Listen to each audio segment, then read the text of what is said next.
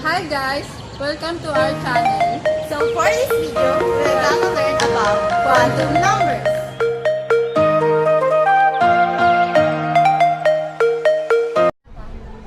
Now that we understand that electrons are both particles and waves, we are ready to learn about how electrons are arranged in an atom.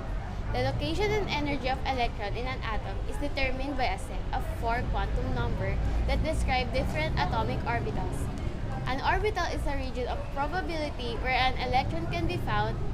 There are S, D, P, and F orbitals with different shapes, and they look like this. Remember, these shapes are not electrons, just regions in space where electrons can be, and each one can hold up to 2 electrons. The more electrons an atom has, the more of these orbitals it will need to accommodate them all. The first quantum number is the principal quantum number, which can have any positive integers value.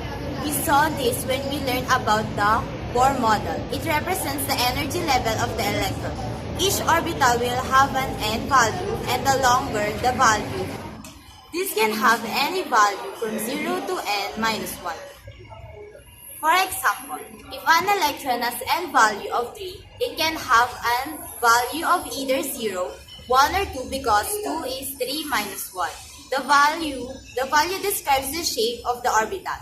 When L equal to 0, we are describing S orbitals which are spherical. Just one of these per energy level. When L equals 1, we are describing P orbitals which are lobes that extend outwards on 3 axes. There are 3 of these per energy. When L is equals to 2, we are describing D orbitals which are weird looking. 5 of these per energy level, and when L is equals to 3, we get F orbitals, which are even weirder looking. 7 per energy level.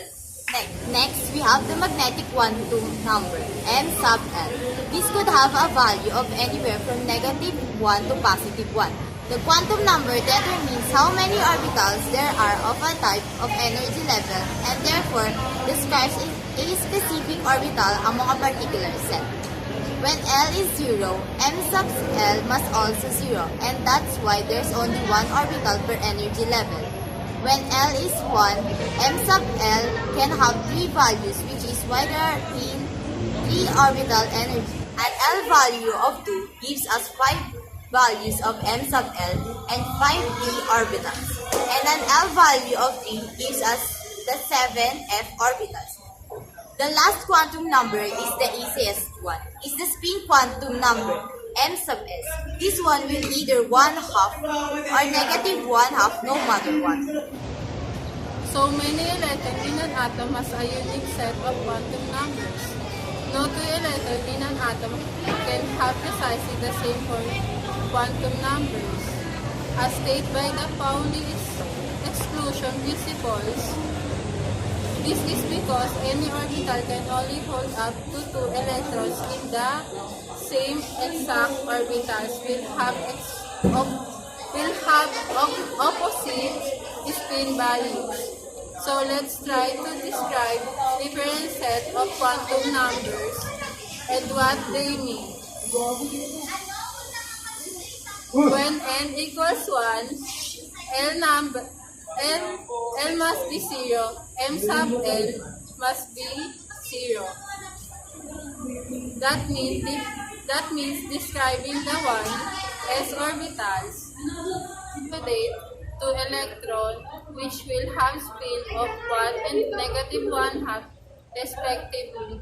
This is the lowest energy of orbitals of many atoms. One, the periodic table will fill the orbital first. The electron on hydrogen and helium occupy or have only 1 and 2 electrons respectively.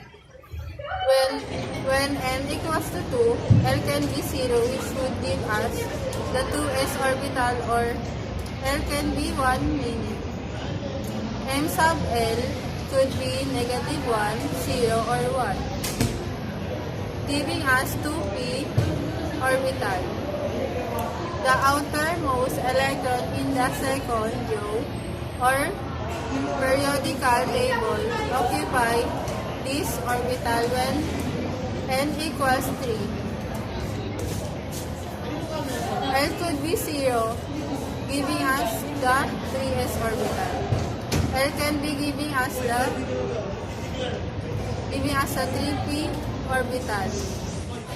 A large atom will have to use all of this orbital and for to house all of its electrons.